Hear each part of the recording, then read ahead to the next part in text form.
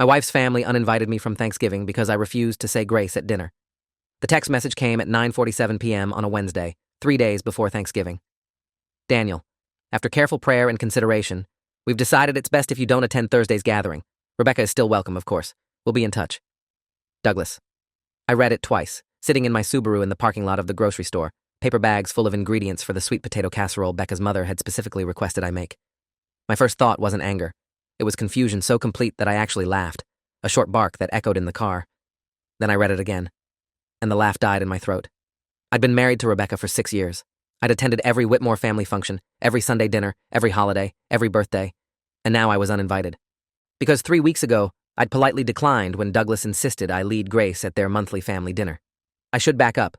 My wife's family is religious, not casually religious, not, we go to church on Christmas and Easter religious. The Whitmores attend Covenant Light Fellowship 3 times a week, tithe 23% of their income, and structure their entire lives around Pastor Leonard Vance's teachings. When Rebecca and I started dating 7 years ago, she'd warned me they were devout. What she hadn't mentioned was that Covenant Light wasn't like other churches. It was small, maybe 75 members, and it met in a converted warehouse on the edge of town. No denomination, no oversight, just Pastor Vance, his interpretations of Scripture, and a congregation that hung on his every word like it was divine revelation. I'm not religious. Never have been. My parents were secular, raised me to think critically, to question everything. But I respected Becca's faith. When we got married, I agreed to attend services occasionally. I'd sit quietly during prayers, bow my head respectfully, never caused problems. The trouble started on November 3rd. We'd driven to her parents' house for their monthly Sunday dinner, a tradition where the extended family gathered after evening service. There were maybe 15 people there that night. Douglas, Judith, Rebecca's brother Nathan and his wife Claire, her sister and various cousins. We'd just sat down to eat when Douglas turned to me with this expectant smile and said, "Daniel, would you lead us in grace tonight?" The room went silent. Every head turned toward me. I felt my face flush. "Oh, I think someone else would be better suited," I said carefully. "Nathan, would you like to?" But Douglas didn't break eye contact. "We'd like to hear from you, Daniel. You're part of this family. It would mean a great deal to Judith and me." The pressure in that room was suffocating. I could feel Becca tense beside me. Finally, I said, "I appreciate that, Douglas, but I'm not comfortable leading prayer. It wouldn't be authentic coming from me." The temperature in that dining room dropped 20 degrees. Judith's smile turned brittle. Nathan shifted in his seat. Claire actually gasped, and Douglas, his expression shifting from warm to cold in the span of a heartbeat, just nodded slowly. "I see," he said. "Well, Nathan, would you do the honors?" Nathan jumped in immediately, launching into a prayer that went on for nearly 5 minutes, touching on spiritual warfare, the importance of unified faith in families, and the dangers of worldly thinking. Every word felt aimed at me. After dinner, Douglas pulled me aside in the kitchen. "Daniel, I'm concerned," he said, voice low. "You and Rebecca have been married 6 years. You've attended fellowship with us. You've heard Pastor Vance's teachings, and yet you won't pray with your family?" I explained, as gently as I could, that I didn't share their beliefs, that forcing me to lead prayer would be hypocritical. His jaw tightened. "So you'd rather disrespect your wife's faith than humble yourself before God?" We left shortly after. Becca cried the whole drive home, not angry crying, quiet, defeated crying. "You embarrassed me," she whispered, "in front of everyone." I tried to explain that her father had put me in an impossible position, that asking a non-believer to lead prayer was the actual disrespect. But she just shook her head. "You don't understand. In their eyes, in the eyes of the fellowship, refusing to pray is like refusing to breathe. It's rejection, not just of God, but of the community. Of me." The next day, she went to her parents' house alone. She came back different, distant. She started attending fellowship services 4 times a week instead of 3. She'd pray before every meal, even when we were alone, even though she'd never done that before. And she stopped meeting my eyes when I asked what was wrong. "I'm just trying to strengthen my relationship with God," she'd say. "You wouldn't understand." 2 weeks passed. Rebecca barely spoke to me except about logistics. "Where's the water bill? Did you feed the dog?" Your mother called. Then came the Wednesday night text. Standing in that parking lot, sweet potatoes and marshmallows growing warm in the back seat, I called Becca. She answered on the 5th ring. "Did you know about this?" I asked. Silence. Then, "Yes." My stomach dropped. "You knew they were going to uninvite me to Thanksgiving?" "Dad thought it would be less awkward," she said quietly. "Less awkward for whom, Becca?" More silence. Then she said something that made my blood run cold. "Pastor Vance says that unequal yoking poisons the whole household, that if one member refuses to submit to Christ's authority, the entire family structure becomes corrupted. We've been praying about it, about what it means for our marriage." I gripped the phone so hard my knuckles went white. What it means for our marriage. Are you hearing yourself right now? She started crying. I don't know what to do, Daniel. They're my family. Pastor Vance has been counseling me, helping me see how your refusal to engage with faith has been holding me back spiritually. I feel like I'm being torn in two. I wanted to scream. Instead, I kept my voice level. Becca, come home, right now. We need to talk about this in person. But she was already at her parents' house. I'm staying here tonight, she said. And for Thanksgiving. I think we need some space. She hung up. I sat in that parking lot for 30 minutes, groceries spoiling, trying to process what had just happened. My wife of 6 years, the woman I'd built a life with, was choosing her parents' church over me. Over us. Because I wouldn't pretend to believe in something I didn't. Finally, I drove home to our empty house, put the groceries away, and did something I should have done weeks ago. I started researching Covenant Light Fellowship. What I found made my hands shake. Covenant Light wasn't just a church. It was what cult experts call a high-control group. Pastor Leonard Vance had founded it 11 years ago after being defrocked from a mainstream denomination for financial irregularities. The fellowship had no board of directors, no financial transparency, no accountability structure. Vance controlled everything. Members were required to submit detailed financial records to the church for prayer and guidance. They were discouraged from socializing with non-members. They practiced corrective counseling when members questioned doctrine. And there were stories. I found a blog post from 2019 written by a former member named Allison Kemp. She described how fellowship members had pressured her to divorce her husband after he expressed doubts about Vance's teachings. How they'd isolated her, convinced her that her marriage was spiritually toxic, drained her savings through mandatory faith offerings. She'd finally escaped after 2 years, broke and traumatized. I called the number listed on her blog at 11:30 that night. She answered, cautious. When I explained my situation, she went quiet for a long moment. Oh God, she finally said. They're doing it again. Allison had left Covenant Light 3 years ago. She told me that Pastor Vance operated a systematic financial manipulation scheme. He'd identify families with assets, gradually increase their spiritual obligations, and pressure them to make larger and larger donations. The technique was elegant. Vance never directly demanded money. Instead, he'd provide spiritual counsel, suggesting that financial blessings required financial sacrifice, that holding on to worldly wealth demonstrated lack of faith. Members would be praised publicly for their generosity, shamed subtly if they held back. The Whitmores, she said. Douglas and Judith. They've been there since the beginning, right? I confirmed. Then they're deep in it, probably given hundreds of thousands by now. Maybe more. That couldn't be right. Douglas was a successful commercial real estate broker. Judith had inherited money from her parents. They lived comfortably, but not lavishly. They drove a 10-year-old Ford Explorer. Their house, while nice, was modest for their income level. I'd always assumed they were just frugal. That's the pattern, Allison explained. They live beneath their means so they can give more to the fellowship. And Daniel, listen to me carefully. If your wife's family is pressuring you out of the picture, it's because you're a threat. You ask questions. You don't accept things on faith. People like you expose the system. She gave me the contact information for a religious trauma therapist named Dr. Maureen Keller and a lawyer named Lisa Brennan, who specialized in cult-related family law cases. Document everything, she said. Every text, every conversation. You're going to need it. I thanked her and hung up, my mind reeling. My wife wasn't just pulling away because I wouldn't pray. She was being systematically isolated, primed for something worse. Thanksgiving Day, I spent alone. I'd texted Becca that morning. Please come home. We need to talk. No response. At noon, I drove past the Whitmore house. Both their cars were there, along with Nathan's truck and Claire's sedan.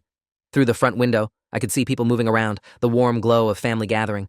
My wife was in there, celebrating without me. I felt like I'd entered an alternate dimension where everything looked normal, but nothing made sense anymore. That night, Rebecca finally responded. I'll be home tomorrow evening. Pastor Vance wants to meet with both of us to help us work through this. I stared at that message for a full minute before typing back. No. Just that. No explanation. Her response came immediately. Daniel, this is important. Our marriage is at stake. I replied, then we'll see a real marriage counselor, licensed, not your pastor. The 3 dots appeared and disappeared for 5 minutes. Finally, I'll think about it. She came home Friday night at 8:15. I heard her car in the driveway and met her at the door. She looked exhausted, eyes red from crying. We sat at the kitchen table, and I laid it out. Everything I'd learned about Covenant Light, the financial manipulation, the pattern of isolating non-compliant family members, Allison Kemp's story. She listened with her arms crossed, face growing more closed with every word. When I finished, she just shook her head. This is exactly what Pastor Vance said you'd do, she said quietly. He warned me that you'd try to turn me against the fellowship, that you'd use lies and distortions because you're threatened by my faith. I felt like I'd been punched. Becca, these aren't lies. I have documentation, financial records, testimony from former members. This isn't about your faith. It's about your family being manipulated. She stood up abruptly. My parents have been nothing but generous. They've given me everything. And you want me to believe they're victims of some conspiracy? Her voice rose. You can't accept that maybe. Just maybe. They've found something real. Something that actually matters. I tried a different approach. Okay, let's look at the finances together. Your parents' tax returns, their bank statements. Let's see how much they've actually given to the fellowship. Her face went pale. You want me to spy on my parents? I want you to have information, I said. Real information, not just what Pastor Vance tells you. She grabbed her purse from the counter. I'm going back to Mom and Dad's. I stood up. Becca, please, just stay. Just talk to me. But she was already at the door. I need to think, and I can't do that here, not with you poisoning everything. She left. I stood in our kitchen, listening to her car pull away, and realized I was losing her. Not to another person, to a belief system, to a charismatic manipulator who'd convinced her that questioning him was spiritual failure, and I had no idea how to fight back. The next morning, Saturday, I called Dr. Maureen Keller. Her practice specialized in religious trauma and high control groups. I explained the situation. She fit me in for an emergency session that afternoon. Dr. Keller's office was in a converted Victorian house downtown. She was in her 50s, with kind eyes and the exhausted competence of someone who'd heard every variation of this story. I told her everything. When I finished, she leaned back in her chair. Daniel, what you're describing is a classic thought reform process, she said. Your wife is being systematically conditioned to view questioning the group as a moral failure. The uninvitation to Thanksgiving wasn't random. It's a technique called shunning escalation. They're showing her what happens when someone doesn't comply, making her choose between you and them. She explained that high control groups often target finances because financial dependence creates behavioral control. If your in-laws have given significant assets to this fellowship, they're trapped. Admitting they've been manipulated means admitting they've wasted years and potentially hundreds of thousands of dollars. That cognitive dissonance is almost impossible to overcome. I asked what I could do. Document everything, she said, echoing Allison. But more importantly, don't attack the belief system directly. That will only activate her defensive conditioning. Instead, ask questions. Gentle, curious questions that help her recognize the inconsistencies on her own. She recommended a book called Combating Cult Mind Control by Stephen Hassan. And Daniel, prepare yourself for the possibility that you can't save this marriage. If she's already in the middle stage indoctrination process, the group has more psychological leverage than you do. Your job is to stay consistent, stay loving, and keep the door open for when, if, she wants to leave. I left that session feeling simultaneously validated and terrified. Everything I'd feared had a name, a structure, a precedent. But knowing that didn't make me less powerless. That evening, I texted Becca. I love you. I miss you. I'm here whenever you want to talk. No judgment. She didn't respond. The following week was a blur of research and consultation. I contacted Lisa Brennan, the attorney Allison had recommended. She specialized in cases involving religious manipulation and undue influence. We met on Wednesday at her office downtown. Lisa was sharp, mid-40s, with the aggressive competence of someone who'd fought these battles before. I showed her everything I'd compiled, text messages, financial records I'd found in our home office showing Becca's faith offerings from our joint account, totaling over $32,000 in the past 2 years. Printouts of Covenant Light's doctrine that I'd found on their private members-only website. She read through it methodically, occasionally making notes. Finally, she looked up. Daniel, I'm going to be blunt. Unless your wife voluntarily chooses to leave this group, your legal options are extremely limited. Adults have the right to join whatever religious organization they want, no matter how destructive. The only exception is if we can prove undue influence or fraud. She explained that proving undue influence required demonstrating that the group used deceptive practices to manipulate members into financial decisions they wouldn't otherwise make. Do you have evidence that Pastor Vance misrepresented how donations would be used, lied about the church's financial situation, promised spiritual benefits in exchange for money? I thought about it. I didn't have direct evidence, just patterns, Allison's testimony, the general structure. Not yet, I admitted. Lisa nodded. Then we need to get it. The good news is that groups like this usually leave paper trails, financial records, internal communications, former members willing to testify. The bad news is that gathering that evidence takes time, and based on what you've told me, I don't think you have much time before your wife makes a permanent decision about this marriage. She suggested I hire a private investigator who specialized in religious organizations, someone who could dig into Covenant Light's finances, interview former members, build a case.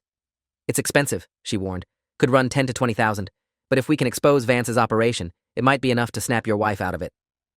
I didn't have $10,000 in cash, but I had a retirement account. That night, I started the paperwork to withdraw $15,000, accepting the tax penalty. If there was any chance this could save my marriage, it was worth it. The next day, I met with the investigator Lisa had recommended, a former FBI agent named Kyle Anderson, who now ran a private investigation firm specializing in financial fraud and organizational misconduct. Anderson was in his early 50s, gray at the temples, with the methodical intensity of someone who'd spent decades following complex paper trails. I handed him everything I had. He reviewed it, asked detailed questions about the fellowship's structure, about Douglas and Judith's involvement, about my interactions with Pastor Vance. Finally, he leaned back. I'll be honest, Mr. Sullivan, cases like this usually come down to money. If this pastor is running a financial manipulation scheme, he's moving money somewhere, buying properties, funding a lifestyle, hiding assets. The question is whether he's been smart enough to cover his tracks. Anderson explained his approach. He'd start by examining public records, property ownership, business registrations, tax filings. Then, he'd interview former members, building a picture of how the organization operated. If he found evidence of fraud, he could potentially bring it to law enforcement. Religious organizations get special protections, he explained, but those protections don't extend to criminal fraud. If Vance is lying about how donations are used, promising specific outcomes in exchange for money, or coercing members through psychological manipulation combined with financial pressure, that's prosecutable. I authorized him to start immediately. The retainer was $8,000. He promised an initial report within 2 weeks. That evening, Rebecca finally called. Daniel, we need to talk. In person. Can I come home? My heart leaped. Of course. Yes, please. She arrived an hour later. We sat in the living room, awkward in our own house. She looked thin, I realized, like she'd lost weight, dark circles under her eyes. I've been praying a lot, she started. About us, about our marriage, about what God wants for my life. I stayed quiet, letting her talk. Pastor Vance has helped me understand something important. That my primary obligation is to my faith community. That biblical marriage requires both partners to be equally yoked in Christ. And Daniel, we're not. She looked up, eyes swimming with tears. I love you. I do. But I can't be married to someone who rejects everything I believe in, who sees my spiritual family as a cult, who thinks Pastor Vance is manipulating us instead of guiding us. I felt my chest tighten. Becca, I don't reject your faith. I reject a system that's isolated you from everyone who questions it. A system that took $32,000 of our money without my knowledge or consent. Her face went white. How do you know about that? I saw the bank statements, I said carefully. Becca, that's over half your annual salary. Did we discuss those donations? Did we budget for them? She stood up abruptly. That money is between me and God. You have no right. It's joint money, I interrupted. From a joint account, for joint decisions. That's what marriage means. She was shaking. This is exactly what Pastor Vance said. He said you'd try to control me through finances, that you'd use worldly concerns about money to distract from spiritual truth. I could see it happening in real time. Every argument I made, every piece of evidence I presented, was being filtered through the framework Vance had installed in her mind. I was the threat, the outsider, the one trying to destroy her faith. I tried one more thing. Becca, will you come with me to see Dr. Keller? She's a therapist who specializes in religious issues, not someone hostile to faith, just someone who can help us communicate better. She was already heading for the door. I have a spiritual advisor. I don't need a secular therapist. At the threshold, she turned back. I'm filing for separation. Dad's attorney is drawing up the papers. I wanted to tell you in person because I still care about you. But Daniel, I can't do this anymore. I choose God. She left. This time, I didn't try to stop her. I sat on the couch in the silent house and finally let myself acknowledge what I'd been avoiding for weeks. I was going to lose her. Not because of anything I'd done wrong, but because a manipulative pastor had rewired her thinking so completely that she couldn't see manipulation when it was destroying her life. The next morning, I called Anderson. I need that report faster, whatever it takes. My wife just told me she's filing for separation. He promised to push harder. That same afternoon, I drove to Covenant Light Fellowship. It was Sunday, nearly time for evening service. I'd never been inside before. The converted warehouse was industrial and stark. Folding chairs arranged in rows, a simple wooden cross on the front wall. No stained glass, no ornamentation. Just Leonard Vance's smiling face on a promotional banner by the door. Finding truth through surrender. I waited in the parking lot, watching people arrive. There was Douglas, shaking hands with other congregants. Judith, embracing women I didn't recognize. Nathan and Claire leading their kids inside. And Rebecca, walking with her mother, looking small and lost. I didn't go in. Instead, I took photographs. Every car in the lot. Every person entering. Building a record. At 6:30, I drove home and spent 3 hours going through our financial records, documenting every donation Becca had made to the fellowship over the past 5 years. The amounts had started small, $50 here, $100 there, then they'd grown, $500, $1,000, $2,000. The largest single offering was $8,000, made 3 months ago, shortly after her mother had been diagnosed with breast cancer, a cancer scare that, I suddenly remembered, had resolved quickly. The power of prayer and faith, Douglas had said at the time.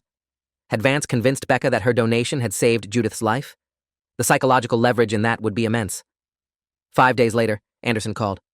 "Mr. Sullivan, I need you to come to my office. I've found something significant." I was there within the hour. Anderson's office was a converted loft space, one wall covered in whiteboards filled with flowcharts and names. He'd been busy. Pastor Leonard Vance, Anderson began, pulling up documents on his computer, was defrocked from the Methodist Episcopal Church in 2014 for embezzling approximately $240,000 from his congregation in Ohio. He served 18 months, got out on probation, moved here, and founded Covenant Light Fellowship the year after his probation ended. Legally, there's nothing stopping a convicted felon from starting a church. He clicked to another document. Covenant Light Fellowship is registered as a 501c3 religious organization. That means they're tax-exempt and not required to file detailed financial disclosures. However, I was able to obtain testimony from 3 former members who've agreed to go on record. He showed me interview transcripts. In addition to Allison Kemp, there was Thomas Brenner, who'd lost $76,000 over 4 years before his daughter convinced him to leave. And Janet Overton, who'd been pressured to sell her house and donate the proceeds, told that storing up treasure in heaven required liquidating earthly assets. All 3 described the same pattern. Vance would identify members with resources and begin intensive counseling sessions. He'd learn about their fears, their family vulnerabilities, their financial situations. Then he'd craft spiritual directives specifically designed to extract maximum donations. Anderson pulled up another document. Here's where it gets interesting. Covenant Light Fellowship owns 3 properties: the warehouse where they meet, which is paid off, a 4-bedroom house in Cedar Ridge that's registered as a pastoral residence, and a cabin in the mountains listed as a spiritual retreat center. He clicked through photographs of each property. The pastoral residence was a beautiful craftsman-style home in an expensive neighborhood. The cabin was lakefront, easily worth $700,000. Both properties are in the church's name, but Vance has exclusive use. He lives in the Cedar Ridge house, uses the cabin for personal vacations. Anderson leaned forward. "Mr. Sullivan, in the past 7 years, Covenant Light Fellowship has received approximately $3.2 million in documented donations. Vance pays himself a salary of $85,000 annually, which is modest and defensible. But the lifestyle he lives, the house, the cabin, the Tesla he drives, that costs significantly more than his salary supports. The money is being moved through shell corporations and personal accounts. It's textbook financial fraud, just very carefully structured." I felt cold. "Can you prove it?" "I can prove enough to interest law enforcement," Anderson said. "Financial fraud against a religious organization, misappropriation of charitable funds, potentially wire fraud if he used electronic transfers with deceptive intent." He handed me a folder 3 inches thick. "This is everything I've compiled: former member testimony, financial records, property documentation, photographs of Vance's assets. I'm recommending you take this to the FBI's Financial Crimes Division. Religious fraud falls under their jurisdiction." I took the folder with shaking hands. "What about my wife? If the FBI investigates, if this becomes public, will that help her see the truth?" Anderson's expression was sympathetic. "Mr. Sullivan, exposure sometimes breaks the spell. Sometimes it makes believers double down, convinced they're being persecuted for their faith. I can't predict which way your wife will go. But I can tell you that if Vance's operation is exposed and shut down, she won't have him reinforcing the conditioning anymore. That might give her space to think clearly." That afternoon, I contacted the FBI's field office downtown. I was transferred 3 times before reaching Special Agent Lillian Torres in the Financial Crimes Division. I explained the situation, told her I had extensive documentation of potential religious fraud. She agreed to meet the following day. Agent Torres was late 30s, precise and professional. We met in a conference room at the federal building. I handed her Anderson's report. She spent 90 minutes reviewing every page, occasionally asking clarifying questions. Finally, she looked up. "Mr. Sullivan, this is compelling. The pattern of behavior, the financial records, the testimony from multiple victims, this fits the profile for organized financial fraud with religious cover. However, I need to be clear about something. The FBI doesn't investigate religious organizations lightly. We need probable cause that actual crimes have been committed, not just that someone's running an aggressive church." I nodded. "I understand. But if a pastor is lying about how donations are used, if he's using psychological manipulation to coerce vulnerable people into giving money they can't afford, isn't that fraud?" "It can be," Torres said carefully. "The challenge is proving intent to deceive. Many pastors genuinely believe God wants them to live well. They convince themselves that their personal enrichment is divinely ordained. That's not fraud. That's delusion." She tapped the folder. "But some of these details, the property holdings, the shell corporations, the pattern of targeting specific members, that suggests more than enthusiasm. That suggests predatory intent."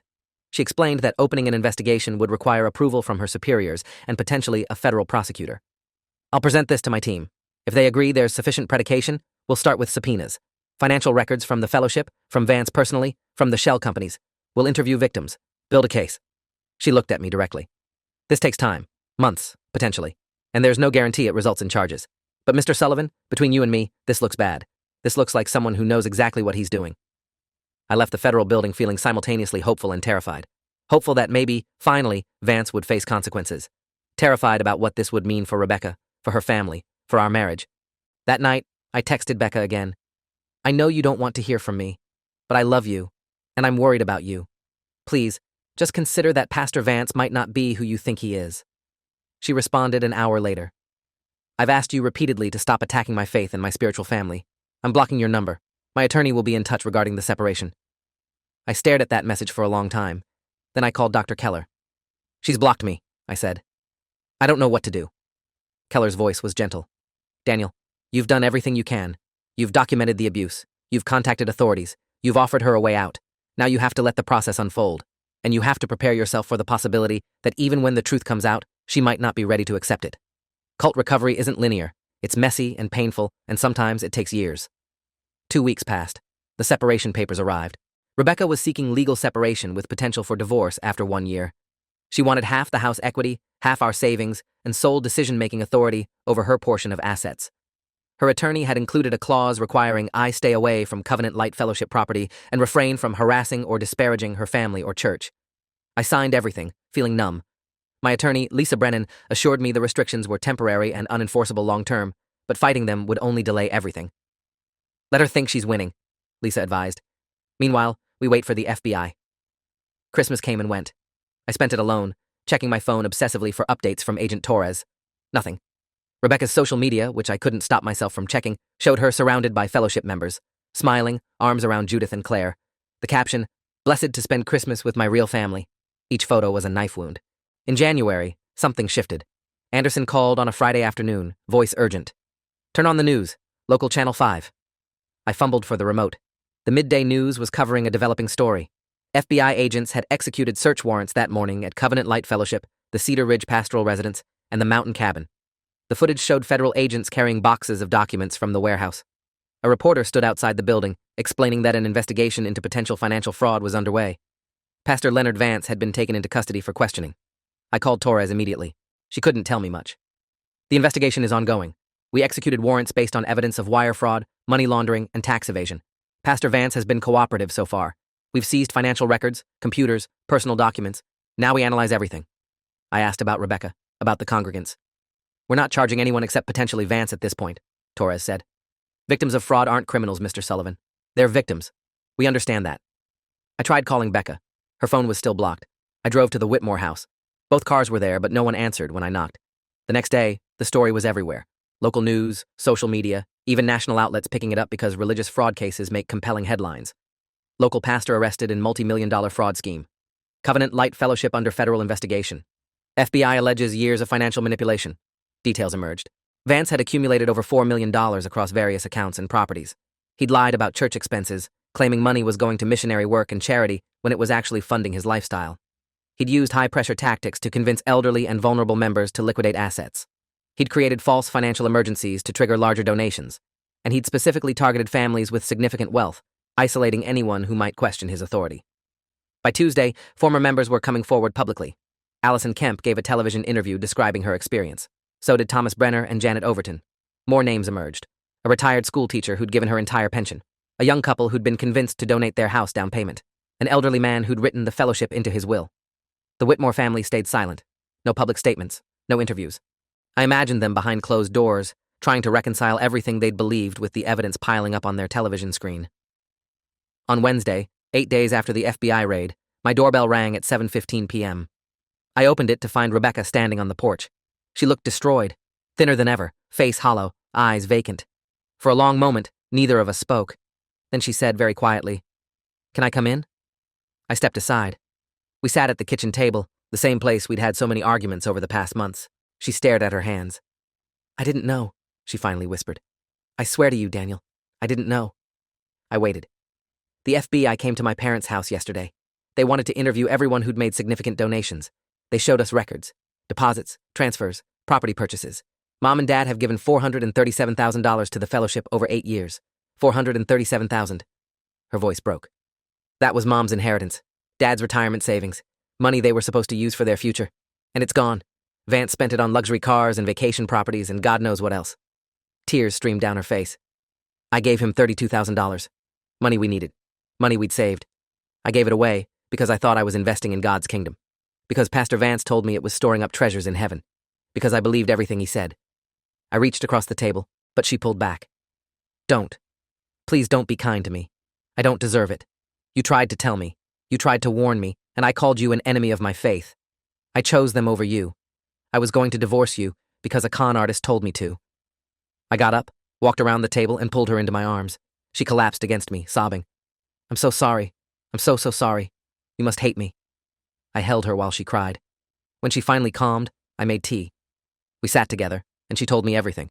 How the fellowship had slowly increased expectations. How Vance's counseling sessions had become more intense after her mother's cancer scare, convincing her that faith offerings could influence health outcomes. How she'd been taught that doubting the church was doubting God, that questioning Vance was questioning divine authority. It's like I was in a fog, she said. Everything made sense inside the system. The logic was circular but perfect, and anyone who challenged it was automatically wrong because they were outside the circle of faith. She'd spent the past week reading everything she could about cult psychology, financial manipulation, religious abuse. Dr. Keller's name keeps coming up. The therapist you wanted me to see. I called her office today. I have an appointment next week. I felt something loosen in my chest. Becca, I don't hate you. You were manipulated by an expert manipulator. This isn't your fault. She shook her head. I'm an adult. I made choices. Bad choices. I hurt you. I chose them over us. And you're choosing differently now, I said. That takes courage. We talked until nearly midnight. She told me her parents were devastated, not just by the financial loss, but by the betrayal. Douglas had considered Vance a close friend, a spiritual mentor. Judith had volunteered 20 hours a week at the fellowship. Nathan and Claire were talking about moving to another state to escape the public humiliation. The community they'd built their lives around had disintegrated in a week. What happens now? Rebecca asked. I explained what Agent Torres had told me. The investigation was ongoing. Vance would likely face federal charges. Victims could potentially file civil suits to recover some of their donations, though the process would be long and success wasn't guaranteed. Most of the money was already spent. And us? She asked, voice small. What happens to us? I considered that question carefully. I don't know, I admitted. I love you. I've always loved you. But Becca, this cut deep. The past months, feeling like I was losing you to something I couldn't fight, watching you choose them over me again and again, that hurt in ways I'm still processing. She nodded, tears streaming again. I understand. If you want the divorce to go through, I understand. I don't want a divorce, I said. But I think we need time. Real time. With real therapy. Working through all of this. I think you need to heal from what Vance did to you. And I need to heal from what happened between us. She agreed. That night, Rebecca slept in the guest room. It felt important that she was home, but we both understood we couldn't just resume our marriage like nothing had happened. The next morning, she went back to her parents' house to help them sort through documents for the FBI. Over the following weeks, more details emerged. Federal prosecutors charged Leonard Vance with 15 counts of wire fraud, 8 counts of money laundering, and 5 counts of tax evasion. The indictment was damning. It detailed specific instances where Vance had lied about how donations would be used, had promised spiritual benefits in exchange for money, and had used sophisticated psychological manipulation to extract maximum contributions. The trial was set for August. Former members began organizing. A class action lawsuit was filed, seeking to recover donations through civil litigation. Dr. Keller, the therapist I'd consulted, started a support group for former Covenant Light members. Rebecca and I started couples therapy in February with Dr. Anthony Wright, who specialized in religious trauma and marital recovery. The sessions were brutal. Rebecca had to confront how completely her judgment had been compromised, how she'd abandoned critical thinking in favor of blind faith. I had to confront my own anger and resentment, the part of me that wanted to say, I told you so, even though I knew that wasn't helpful. Dr. Wright pushed us both hard. He made Rebecca articulate exactly how the manipulation had worked, what psychological buttons Vance had pushed. He made me acknowledge that my wife had been victimized, not willfully stupid. Slowly, painfully, we started rebuilding trust. In March, Rebecca reconnected with her sister Emily, who'd left the fellowship 5 years earlier and been estranged from the family ever since. Emily had married someone the family disapproved of, someone who'd questioned Vance's authority. The Whitmores had cut her off completely. Now, Rebecca reached out with apologies and explanations. They met for coffee, and Rebecca came home shaken. Emily tried to warn us back then, she said. She told Mom and Dad that Vance was manipulative, that the fellowship was unhealthy, and we called her apostate. We told her she was possessed by Satan, my own sister, and we treated her like an enemy. Emily eventually agreed to meet with Douglas and Judith as well. That reunion was reportedly tense and tearful, but it happened.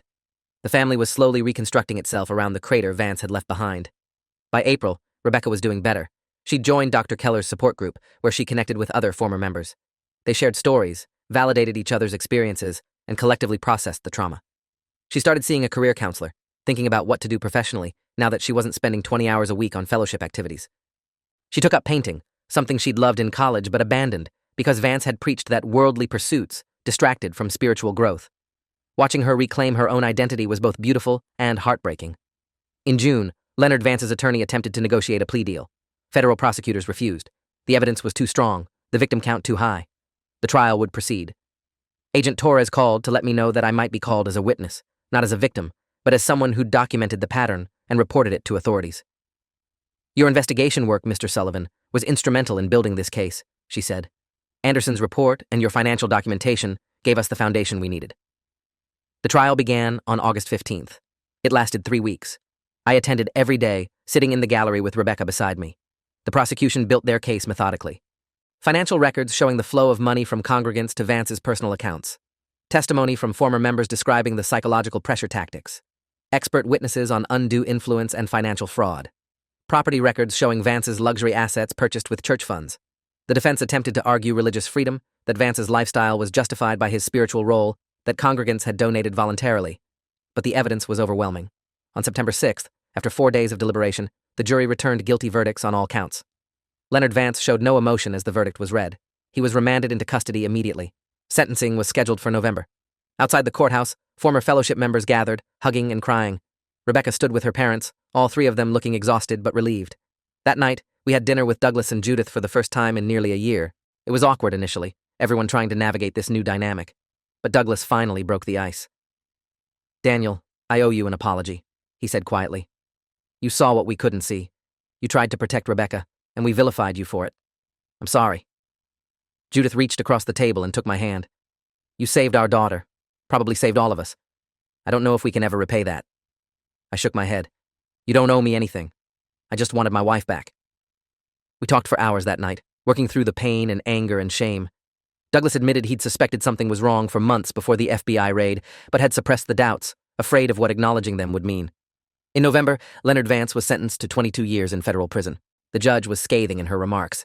"You exploited people's faith for personal gain. You destroyed families, depleted retirement accounts, and left vulnerable people financially and emotionally devastated. This court finds your conduct to be among the most reprehensible examples of religious fraud we've seen." Asset forfeiture proceedings were initiated to liquidate Vance's properties and accounts. Victims would eventually receive partial restitution, though estimates suggested they'd recover maybe 30 cents on the dollar. It was something, at least. Rebecca and I officially withdrew the separation filing in December. We weren't back to where we'd been. That marriage was gone, honestly. But we were building something new, something harder won and more honest. She'd learned to question authority. I'd learned that love sometimes means fighting for someone even when they can't see they need saving. On Christmas Eve, we hosted dinner at our house. Rebecca's entire family came. Douglas, Judith, Nathan, Claire, Emily, and her husband. Even a few former fellowship members who'd become friends through the support group. There was laughter, genuine laughter, for the first time in over a year. When it came time to eat, Douglas looked around the table and cleared his throat. "I think we should go around the table and each say something we're grateful for," he said. "But no prayer, no grace, just gratitude. Real, honest gratitude." Each person shared. Nathan was grateful for his wife's patience through the nightmare, Claire for her children's resilience, Emily for reconciliation, Judith for her health and her family's healing. When it came to Douglas, he looked directly at me. "I'm grateful for Daniel, for his integrity, for refusing to go along with something he knew was wrong, even when it cost him dearly. He's a better man than I've been, and I'm honored to call him family." When it was my turn, I looked at Rebecca. "I'm grateful my wife came home," I said simply. She squeezed my hand under the table, tears in her eyes. That night, after everyone left, Rebecca and I stood in the kitchen doing dishes together. "Thank you," she said quietly, "for not giving up on me." I kissed her forehead. "Never." It's been 8 months since then. Rebecca finished a certification program and started a new job at a nonprofit serving cult survivors. She uses her experience to help others navigate recovery. Douglas and Judith downsized their house, selling the property they'd maintained mostly for appearances and moving into a smaller condo. They're rebuilding their retirement savings slowly. Nathan and Claire stayed local, slowly reintegrating into the community without the fellowship's shadow. The support group Dr. Keller facilitates has grown to 23 members, all former Covenant Light congregants working through their trauma together. Agent Torres told me that the investigation inspired audits of 3 other small religious organizations in our state with similar patterns. One has already been shut down. Rebecca and I still see Dr. Wright every other week. We probably always will. Some damage can't be fully repaired, only managed and worked around. I think about that Wednesday night in the grocery store parking lot sometimes, reading Douglas's text message, laughing because I thought it was absurd. How quickly everything fell apart after that. How close I came to losing everything. People ask me sometimes what I learned from all this. I tell them this. Question everything. Love fiercely, but not blindly. Document everything, because truth requires evidence. And understand that people who use faith as a weapon are among the most dangerous predators because they've learned to bypass our rational defenses entirely. Rebecca is herself again. Not the person she was before Covenant Light. That person is gone. But someone stronger, wiser, scarred, but healing.